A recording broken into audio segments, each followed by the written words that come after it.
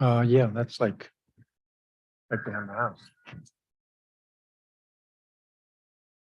Let me see, why don't we get started?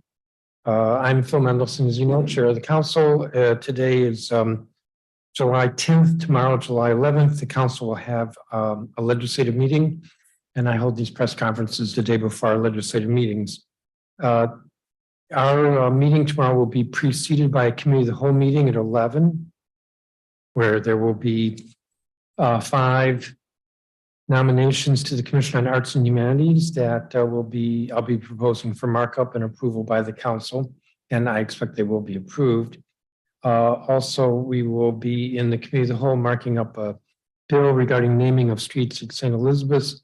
And the only reason why I'm noting that here is because I just want it clear on the record that these streets are for residences, for apartment buildings that have been occupied for a year and have not had official names. And as a result, the residents there have had difficulty getting basic services like fire and EMS. And I have asked DEMPED why it is that they couldn't get us the names of the streets, the legislation to us sooner. And that's also a problem elsewhere on the St. Elizabeth's campus as it's being developed.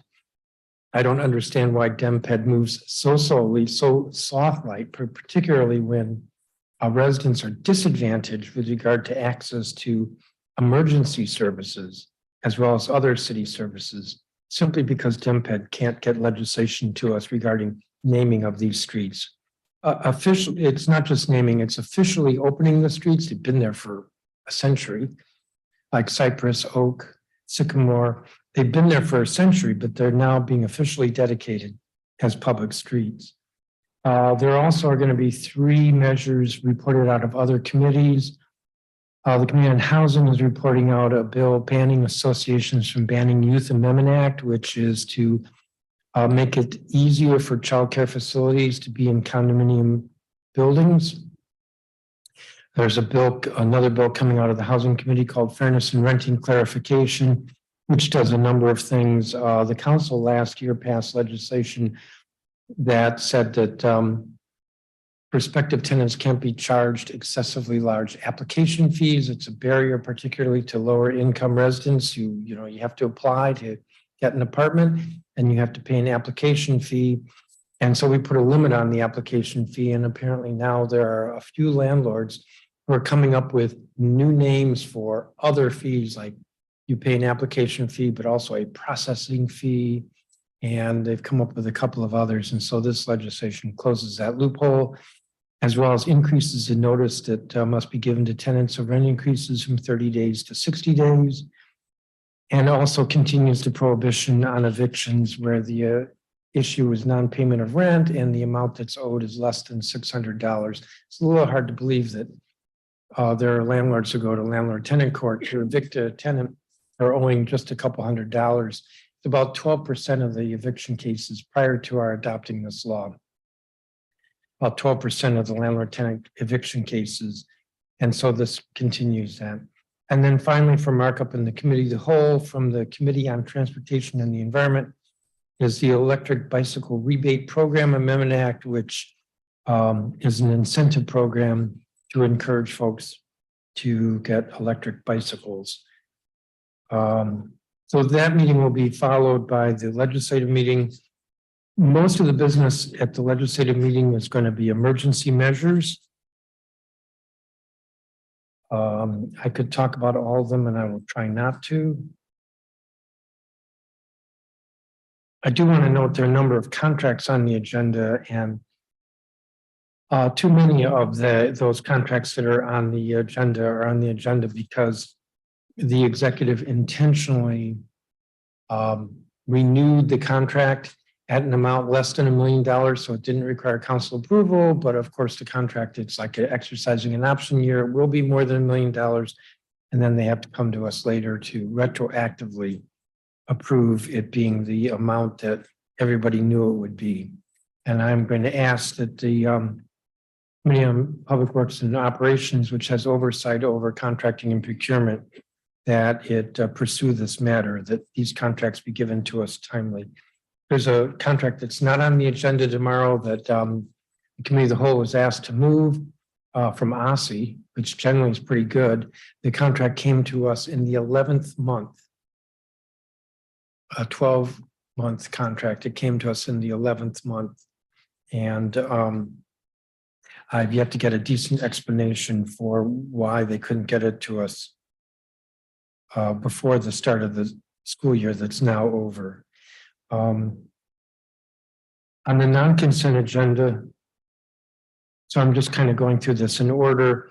There's going to be a recess rules resolution, make some changes to the council's rules, allows for grant budget modifications for the University District of Columbia that come over and be deemed approved. Infrastructure grants, if there are any from the federal government that come over, that those don't have to wait for the end of recess.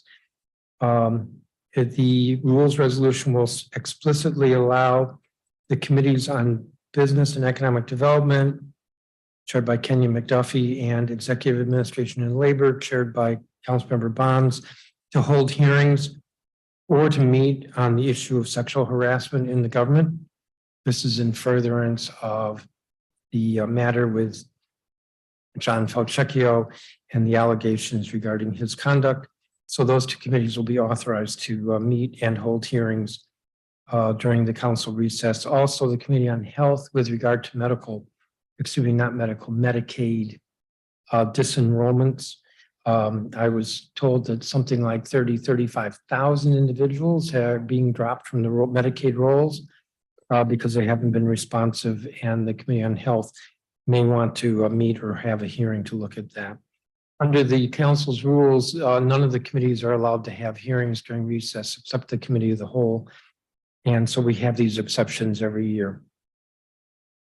The rules resolution will also repeal the requirement in our rules that all council employees must be up to date with COVID vaccine.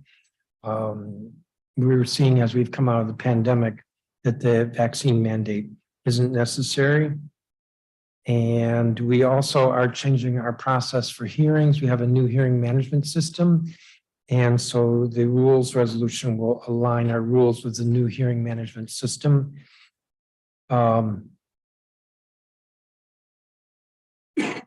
the rules resolution will also clarify that when measures are sent to the council, and there's a timeline that this has been our practice for years, but this is just a clarification that the time counts when the secretary's log is read at a council or committee of the whole meeting. Turning to the emergency legislation, I'd be happy to answer questions about any of these. There are like 23 emergencies, so I'm not going to go through all of them. I do want to note, and Councilmember Pinto is here and she can answer questions. She has an emergency dealing with the Office of Unified Communications, Transparency and Accuracy Emergency, which is requiring OUC to publish data regarding errors, the number of shifts that are understaffed, the average and maximum call to answer times, the average and maximum answer to dispatch, and the number of calls that are dropped after 15 seconds in the queue. I'm mentioning this because there's been increasing attention to difficulties that citizens have with calling 911, and this emergency legislation requires that this data be made publicly available. Recently, I had an incident where I called 911 and I was put on hold, hung up, called back, put on hold, hung up, called back, put on hold, and that should not be. There also is emergency legislation Councilmember Pinto is presenting with regard to law enforcement vehicular pursuit. Relaxes the policy ever so slightly. And if there are questions about that, she can answer that. There's the I'm not quite sure why I'm not seeing it. There's the public safety bill in general. Probably because it's later in the agenda. So let me move on. Councilmember Henderson's moving an emergency dealing with automated traffic enforcement, requiring that the assessment sheets that DDOT uses to determine whether to install an ATE automated traffic enforcement camera, the assessment sheets DDOT uses to determine whether to install ATE cameras at a location. This is to ensure greater transparency and public understanding with regard to why locations are selected or not. Councilmember Henderson and I are moving an emergency to continue the delay in the vaccine mandate for students to have the COVID vaccine. We adopted this in 2021 as the Delta variant was surging. At this point in 2023, we are the only jurisdiction in the country, as far as I know, that has a mandate like this. We actually last year delayed that mandate for schools, and that legislation expires. So this emergency will continue. The delay of the mandate, permanent legislation will move out of the committee of the whole in September.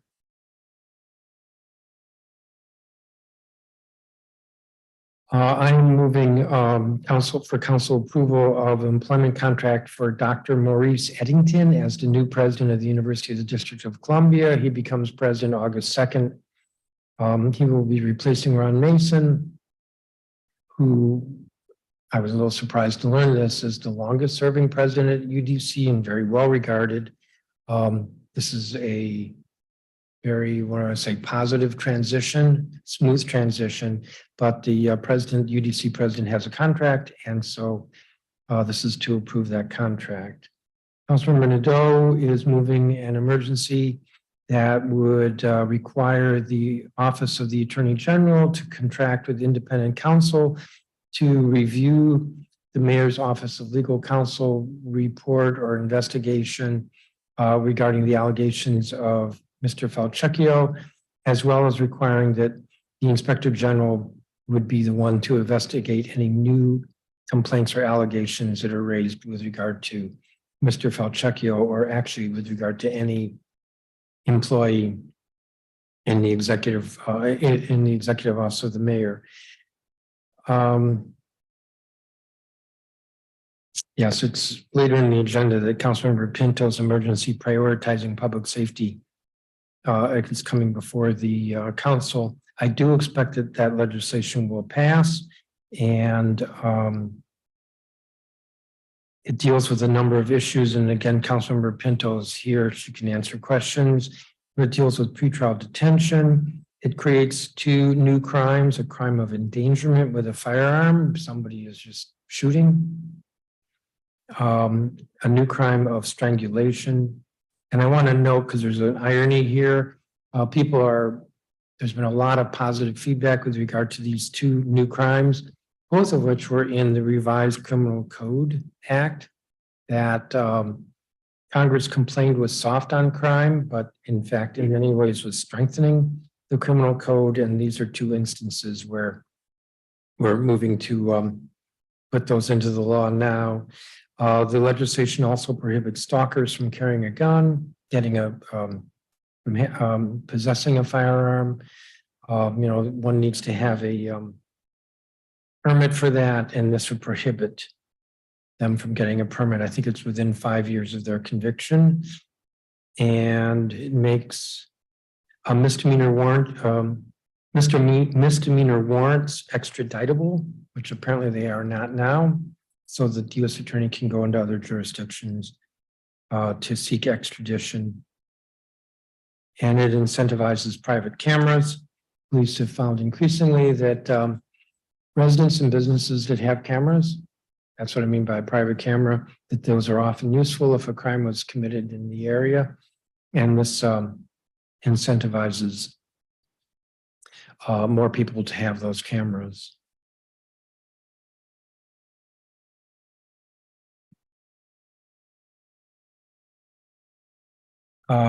As I said, there are something like 24 emergencies on the agenda. I'm not going through all of them.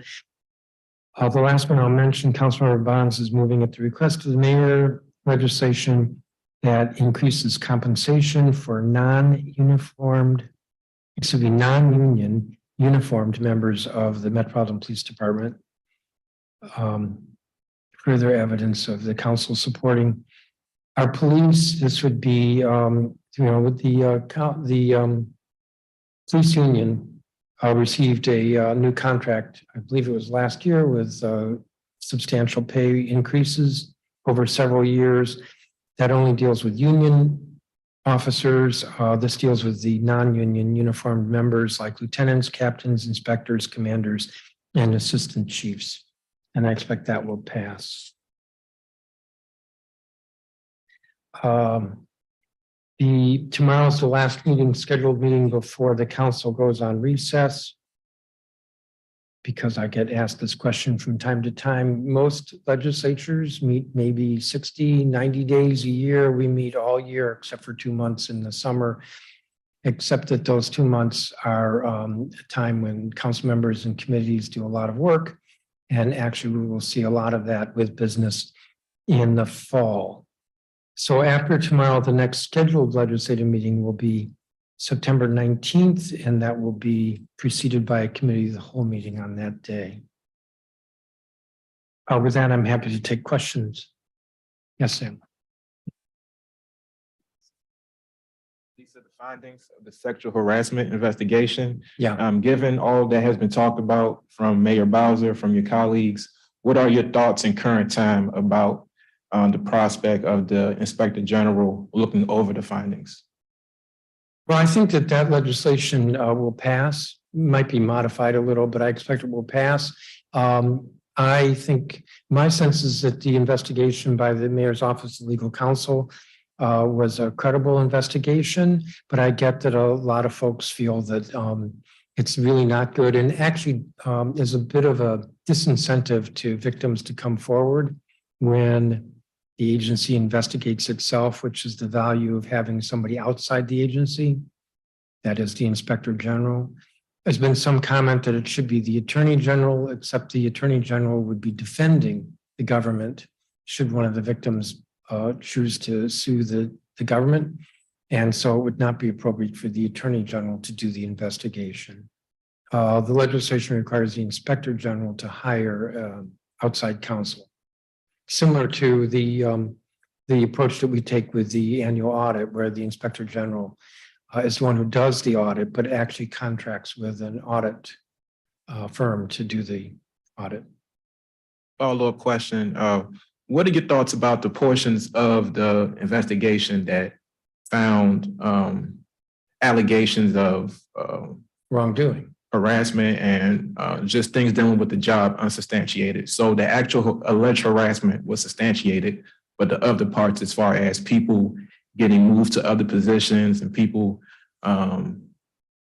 getting left out of emails was unsubstantiated. What are your thoughts about that? Most of those allegations are serious, but are outside the scope of a sexual harassment officer. So the way the executive has set up their process, and there's permanent legislation that Councilmember Nadeau's introduced that will address this. But right now, every agency is required to have a sexual harassment officer.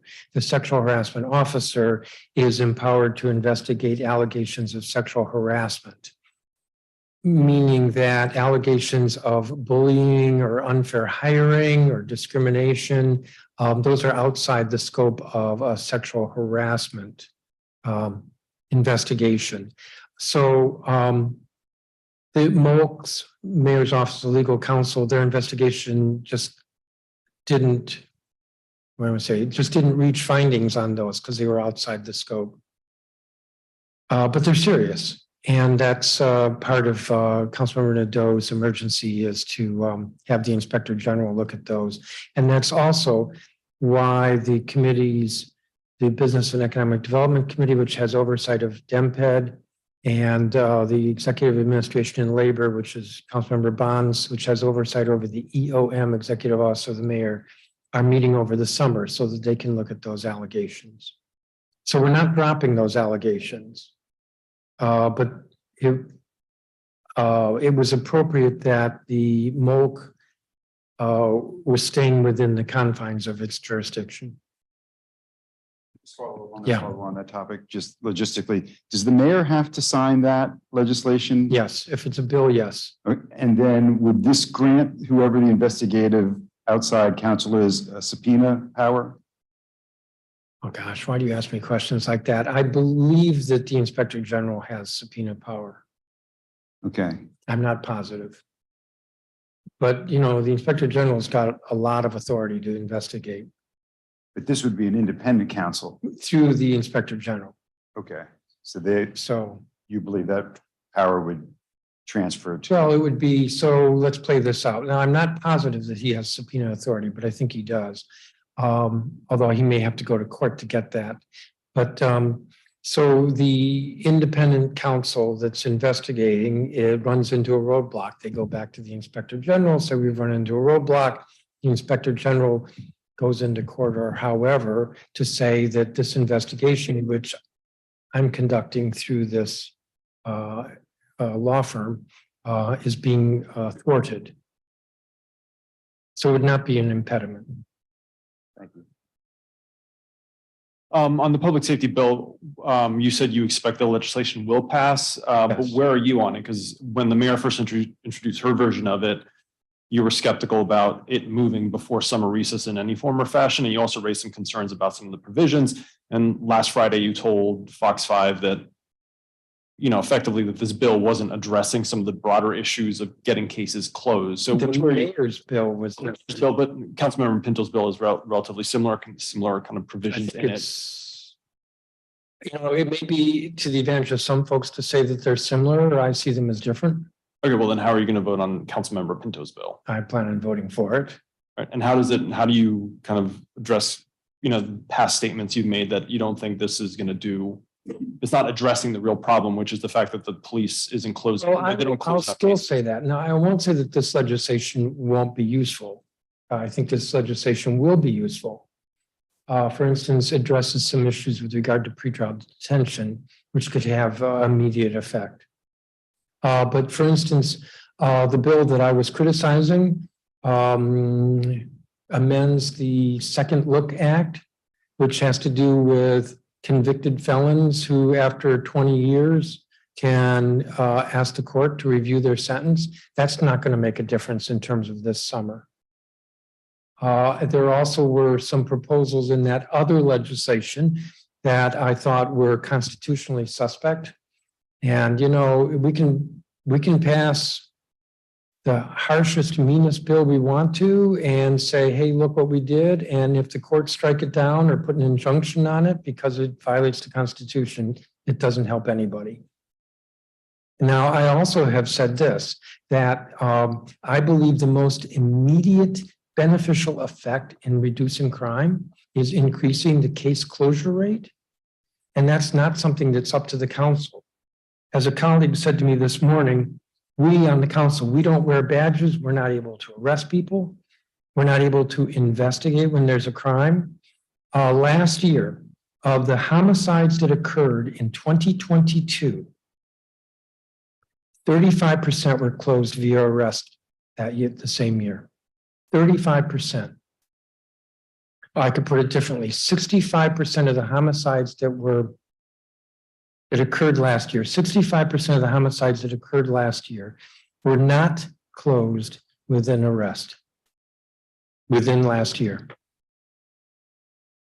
Now, I said something to this effect last week in an interview, and the chief called me and he said, are you criticizing the department? And I'm not criticizing the department. I think that there needs to be more focus on the executive branch in what resources MPD needs in order to increase its closure rate. And some of that could mean, for example, private conversations with the U.S. Attorney about not declining as many cases, or what do we do to change the declination rate? So I want to be careful that I'm not criticizing too much, but I am saying that, you know, rather than say the council has to pass legislation in order to reduce crime, what will be more effective is increasing the case closure rate. Yes. clarify which chief called you? Was it, The chief.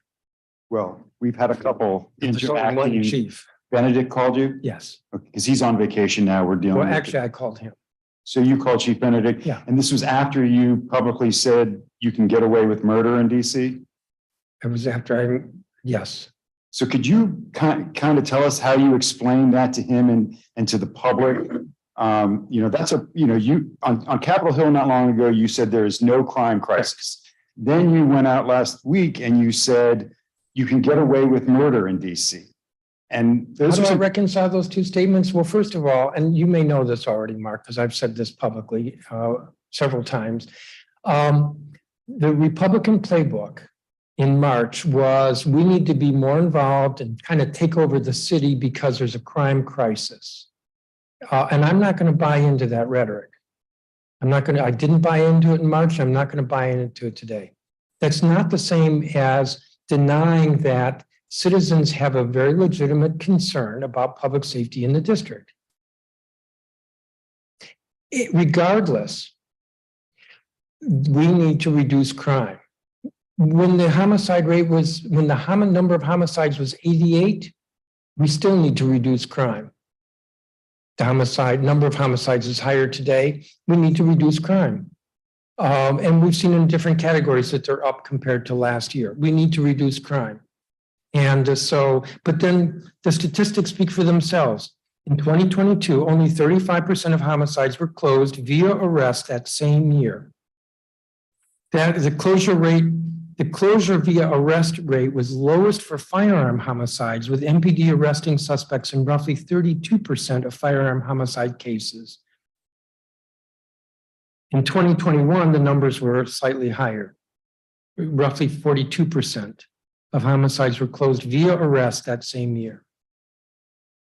And I'll be clear because you may get other statistics.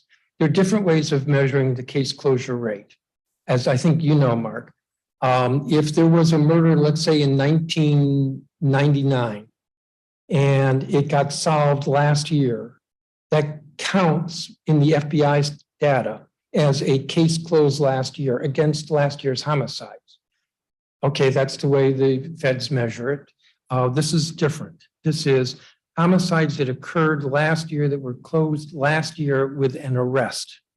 Because there are other ways cases are closed, like administrative closures by the U.S. Attorney. so can I just go back to the statement again? And I get what you're saying, Bussy. I get what you're If you saying. get what I'm saying, then why are you asking? Well, because I'm just wondering what you think the message is when you say you can get away with murder in DC. How do you think that message resonates with young people, people considering violence, who may be, prone to violence, to Republicans on Capitol Hill? I mean, you speak to a wide audience when you say that, but how do you think it resonates when you say, or the ramifications when you say you can get away with murder in DC? So I shouldn't point out that 65% of the homicides that occurred last year were not closed last year with an arrest. I shouldn't point that out. And the reason why I'm pointing it out is because folks are looking at the council to solve this. I don't have a badge to make arrests. I don't have a badge to investigate. But what will make a difference is increasing the closure rate. And what also will make a difference is more aggressive prosecutions. Well, I'll come back to that. So, and this gets I'm sure I'm going to hear about this from some of our law enforcement partners. And I don't know that I necessarily mean any ill will here. As I said, I talked to the chief and I'm not criticizing the police. There are many factors involved in their closure rate. One of them is whether citizens are willing to come forward and be witnesses. You know this. But this is what needs to be addressed, and this is what will have a more immediate beneficial effect in reducing crime. And I just want that to be clear. So when I get the email that says it's my fault, my answer is, well, actually, we already passed the laws that say that this is illegal. What's necessary here is getting good arrests and prosecutions.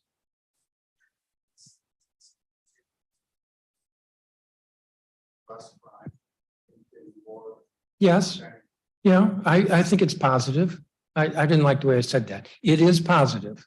And I do think that the council needs to continually look at ways that we can make adjustments in the law that are helpful. Yeah. One of the provisions that seemed to get at least some pushback from some council members involving pretrial detention. In your view, can you explain why you believe that these changes will have an emergency significant impact on violent crime in DC, considering past data from the Pretrial Services Agency showing a very small percentage of recidivism while on pretrial release? Or if there have been additional data that council members, and I would ask Councilwoman Pinto the same question, have examined that underpin why this is included in the legislation? I'm aware of the statistics. I'm looking at a number I got from CJCC last week that in this fiscal year, PSA supervised 2,831 defendants. And of this number, 6% have been rearrested. And I don't know if that's for felonies or misdemeanors. It could be all misdemeanors. So, and that's the premise of your question. That doesn't mean that we shouldn't look at ways of addressing or improving the pretrial detention statute. So I'm not trying to be confusing here. I think the council legislating is beneficial, is good. But that doesn't take away from the point I'm making, which is that the biggest difference with regard to reducing crime will be increasing the closure rate as well as more aggressive prosecution. And Councilman, would you like to speak to that? Thank you, Chairman.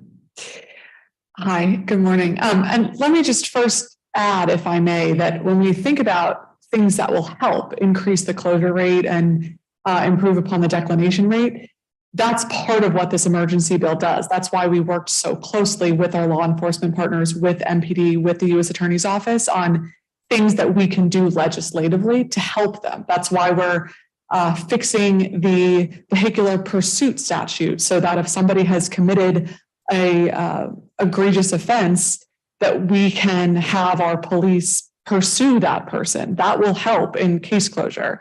That's why we worked with the U.S. Attorney's Office to make sure that if somebody has a ankle monitor on pretrial release, for example, and we go out and commit another crime, that location information is admissible in court. That will help them solve their cases and prove their case in court, which will help with our declination rate. That's why we've added a new offense for illegally discharging a firearm in public, because based on the experience of our law enforcement partners, that's what we're seeing in community very often. And as Chief Conte used to say, the only difference between firing a gun in public and a homicide is a matter of aim. And those are tools that this emergency bill does to empower our law enforcement partners to better close cases and to better prosecute cases. And so I do think it is tied in. In terms of your question about pretrial, one of the things that I found very concerning is that the first 3 months of this year alone in 2023, we had over 100 cases where people were charged of a crime of violence, released pretrial, and recommitted another violent offense. And so when we think about what we can do on an emergency basis today that will help drive violence down this summer, I do think that empowering our courts to consider crimes of violence in their pretrial detention decisions will make a difference. Sorry, if I could just ask a quick follow-up question, council member. The chairman, said he views that your bill and the mayor's bill as having some pretty significant differences. I was wondering if you could speak specifically to any intentions that you had in terms of what you wanted to leave out in your bill and how you incorporated some of the feedback at the hearing, and anything that you personally opposed from the mayor's bill that you did not want to include. Sure. Every piece included is very intentional. I appreciate Mayor Bowser's bill, Safer, Stronger legislation. I think there are a lot of really strong ideas in there. I also introduced my own bill several weeks ago on accountability and victims protection. And we had a 12-hour hearing where we heard over 170 public witnesses signed up to testify. And some of the major concerns I heard were the provision in the the juvenile pretrial component of the mayor's bill that said you can hold a child for their own protection. That is not included. I heard a lot of public testimony against that, and I think a lot of colleagues were also opposed to that. I will say also, I am a supporter of the Incarceration Reduction Act. I think it is a really important piece of legislation to allow people who have served 20 years of their sentence to petition a judge for opportunity for review if they've demonstrated rehabilitation.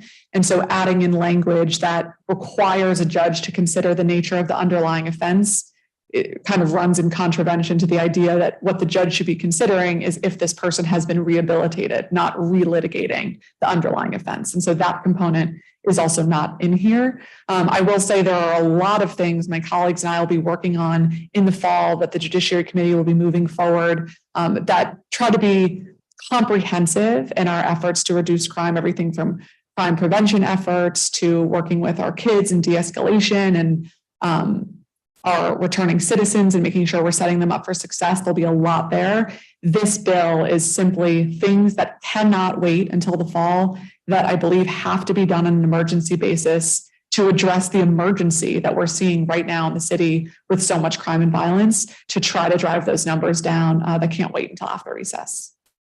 Councilman.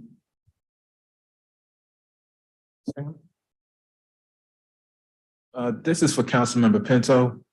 From your vantage point and speaking with different government officials, what's the suitability of DC Jail, 1901 D Street, as it relates to, just health and safety of inmates and, as it relates to a speedy trial, post-COVID, how can we ensure that defendants go before a judge and get a verdict within a year? And I'm saying this because it's my understanding that the alleged members of the Kennedy Street crew are still in intake. They're not showering or being able to shower. They're being served cold food. This is information that's been circulating via social media since their arrest during the latter part of June.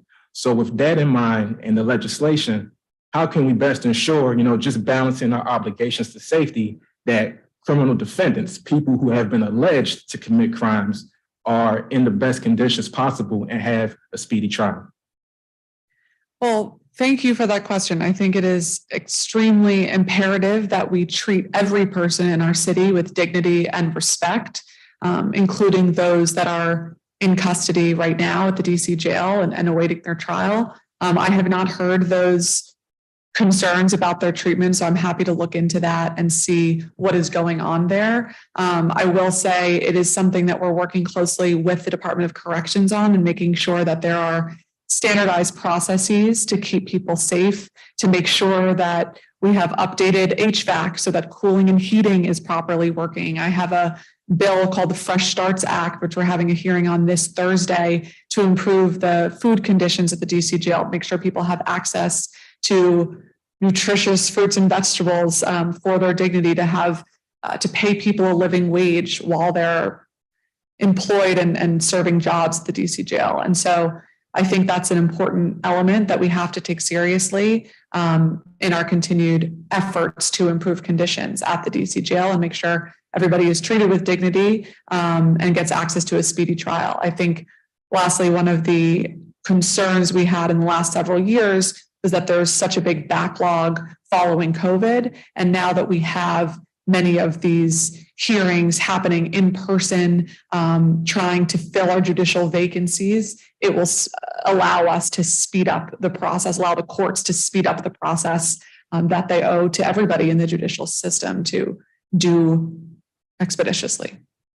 One last question. In regards to the vehicular pursuits, what conversation, if any, did you have with your colleagues, in particular, Councilmember Louis George, who championed that legislation a couple of years ago? So it's my understanding that after Karan Hilton died, following a vehicular pursuit, there was understandable outrage and frustration, and I shared it, that why was this person being followed that led to his death? when he was not causing a danger to the community. That was in violation of MPD's pursuit policy, and that officer has since been charged and convicted for that offense. So I think one of the things that happened was a larger conversation about how we can look at MPD's vehicular pursuit policy to make sure that it is narrowly tailored to protect the person being pursued and the public, because it is not always a safe option to have police engaged in a chase. That is an important consideration. And on the other hand, we have to make sure that our police have the ability to pursue a chase if they don't have another way of identifying the suspect. There have been some really egregious circumstances of a child in the backseat of a car and the police unable to chase the suspect. We've had incidences where suspects were shooting out the window as they drove by, and the police felt that they were unable to chase the suspect. And so I think it's important to have some safeguards to suggest if there are other measures or alternatives to take, that's preferable. And if there's no other way to protect the public safety, the police should be able to engage in a chase. And so I believe that where we went with the policing bill was too far. And I don't think it was the intention of anyone to go so far as to say the police can never engage in a chase, which is how the police department was interpreting that legislation. So I think this is kind of a common sense technical change, right sizing the bill so that we can codify essentially the police department's policy on chases. You see yourself getting 9 votes tomorrow? I do. Thank you. Sam? Mr. Chairman, I was just Thank you. curious, when you go on recess, there's been some criticism that things could happen and you shouldn't be on recess at this time. Can you vote if there's an emergency or something you need to deal with? Can you call yourselves back into session and vote during the recess? Yes, that is possible. It has happened, and it is possible. Okay. And then the other thing I was interested in was the bill from Councilmember Allen, and I guess it's about bad drivers or things like that. Are you up on this one? You have to say more. Well, I think he's introducing a bill tomorrow. Introducing, okay. Yeah, I think that he's introducing a bill tomorrow that would basically give penalties to scofflaw drivers. And I was just curious if you're not into it, don't. Well, I have not seen the bill, but I Okay. do think that among council members, there is a concern that there are these reports of serious or fatal accidents that have involved people who've had multiple tickets, unpaid tickets, moving violations. And what is it that these folks are still driving? You know, in the old days, if you drove badly and you got moving violations at, I forget the number of points, you lost your license. And there's a feeling that, like I'm thinking of the instance, the fatal crash in Rock Creek Parkway, that this was a repeat offender. And based on what I've read, and how is this? So I think that's what he's addressing. And I would say there's sympathy that it needs to be addressed. Right. Did I hear you correctly earlier that you yourself Depends. called 911 twice? 3 times. I believe I called 3 times and I was on hold each time. The third time I just kept holding and got somebody. So you never got an answer? Well, I think the third time I waited through the hold. You know, I used to have oversight over OUC, and it was a big deal to minimize anybody being on hold. And I've heard reports of it, and then I experienced it, and it's just unacceptable. And when was this? Month ago, 6 weeks ago, it was a hit and run accident that I saw. Look, fortunately, the individual who was hit was not seriously hurt. And have you spoken to the 911 call center director about this to talk about your concerns? No, and that's my bad. But it shouldn't be an issue. You know, I got when I chaired judiciary many years ago, OUC was one of the major issues, and it became an issue because there had been a fire. I don't want to date myself here, but there was a fire. It was across from the street on 21st, across from the Phillips Gallery. And somebody died. It was a young adult died, and somebody in the house had called 911. And while they were on hold, the fire burned through the telephone wires and they were disconnected. That's, not to happen, not to be repeated. There was something in Sam's questions that I wanted to provoke me to say something else. Reducing crime is a complex challenge, and it involves a number of different strategies to be successful. I think it's appropriate that the council is looking at legislation. I've talked about looking at how the government can increase the case closure rate.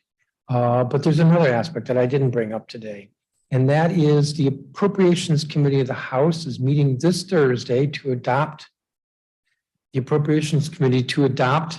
budget for a number of federal agencies and payments to the district. And it includes a $20 million cut to MPD for next year. So while they're railing against the council for being soft on crime in March, they turn right around and they propose to cut funding to MPD by $20 million. That's that emergency security fund. And the MPD's request was $40 million. And the budget came out of subcommittee is $20 million. That's a $20 million cut. Now, is MPD going to stop providing protection to the president? No. Stop providing protection to any foreign government leaders? No. Is MPD going to stop providing protection when there's a national event in the District of Columbia? No. So to continue to provide that protection, MPD is going to have to pull officers from the neighborhoods unless that money is restored. So there are many ways that we can improve or hurt public safety in the district, and Congress is not being helpful. There was another question. Yes. Speaking about Congress trying to be helpful, there's pending legislation with regard to RFK Stadium.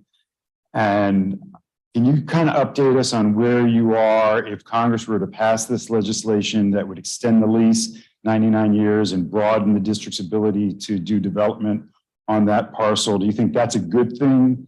Could that be helpful to the district? And then where are you? Can we get you to update us on your position on a stadium at RFK? Well, first of all, let me say that I have not seen the legislation.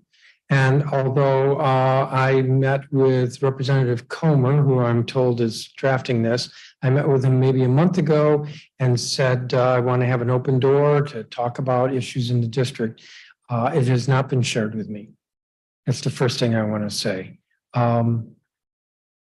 The second thing I want to say is that the position of a majority of the council members is that we would like for the district to be able to control the site, and we would like to see some development there of residential and some mixed use on that site, but also respecting that it is parkland and that it's adjacent to the Anacostia River, and that there's a lot of recreational opportunity there. That's recreational with a small r. And that's the position, that's been the position of a majority of the council members. How about as far as a stadium, as well as all the other wonderful things you spoke about being part of that? Well, the challenge with the stadium, and a majority of the members have been opposed to a professional sports stadium there. The primary challenge is who's going to pay for it.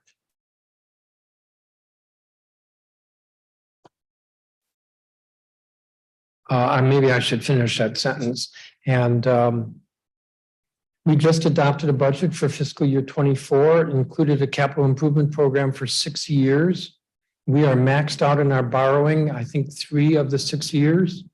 which is to say we can't add any more borrowing. I know I said maxed out in 3 of the 6, but that affects the entire plan. There's not another penny to borrow. Meanwhile, as I think you know from news reports, there are other pressing needs that are capital in nature. For example, WMATA funding, $750 million problem next year. 750 million. Now, to be sure, that's to be shared by the 3 jurisdictions. Maryland, Virginia have never had a problem with trying to get the district to pay more than a third. What's another challenge? The National Stadium, baseball stadium, which we own and therefore we are responsible for. And there's not a penny in the capital improvement plan for the National Stadium. They need a new scoreboard. I think they're going to be able to get it. You know how much the scoreboard costs? You're welcome, Dave. 50 million last time. No, it's 20 million, 21 million. That's a lot of money. That's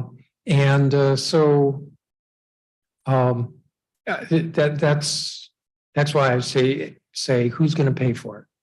So if I could just compartmentalize some of that. So you believe, so you're in favor of funding the improvements that the learners are asking for at Nats Park? If the question is the specific requests they've made, I haven't looked at the specific requests. If the question is, am I in favor of our maintaining that stadium in top condition? Yes, I am. And then how about the Let same me question? rephrase that. Am I in favor of maintaining our stadium in top condition? Yes. Yeah, how about Monumental Stadium Arena? The arena, Yeah. I do believe that we need to continue being a partner there. We were a partner in the 1990s when it was built. We were a partner in 2007 when there were extensive renovations made. That's an existing use. It's an important contributor to activity downtown, which right now is desperate for activity. And I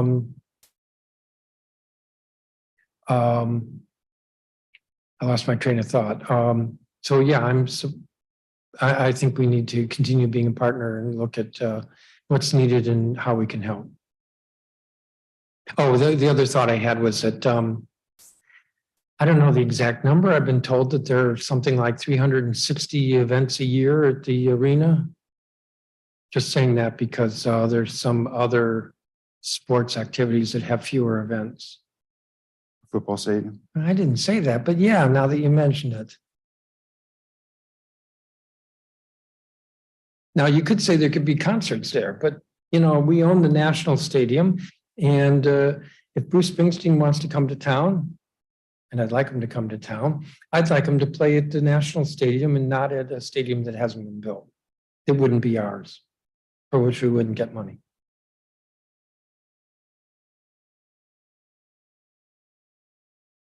I'm going to add one other thing. With regard to the commander specifically, it's been my position, I don't care who owns the team, that the investigative report with regard to allegations of sexual harassment has got to be released. I do not want to be in a better to cover up in allowing, in supporting the commanders when those allegations have not been, the investigation of those allegations has not been disclosed.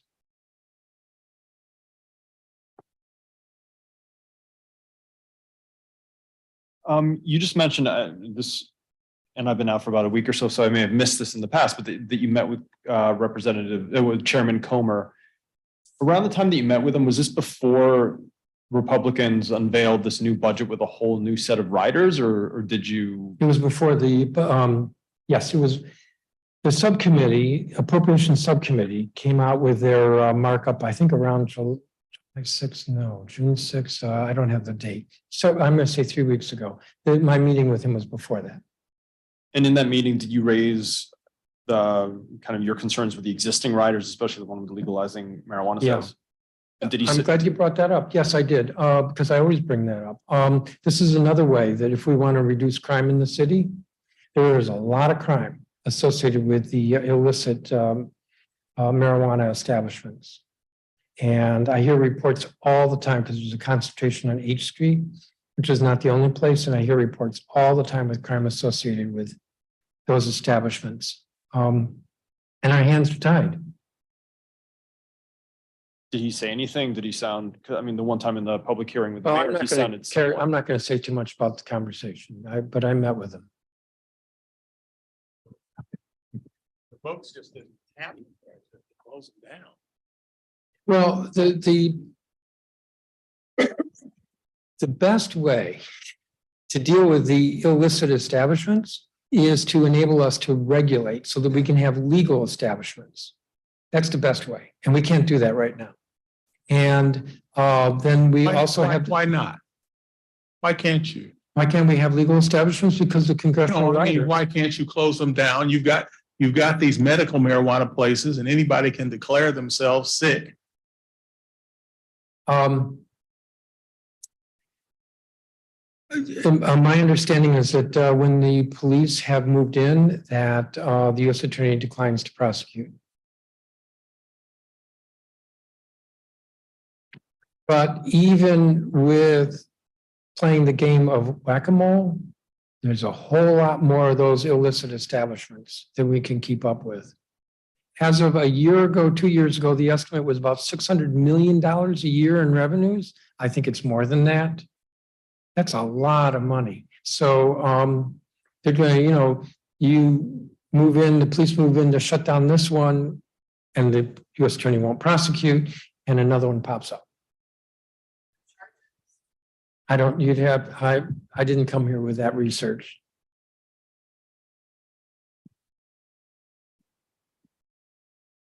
I think we're done with questions. Thank you all very much. See you tomorrow at 11.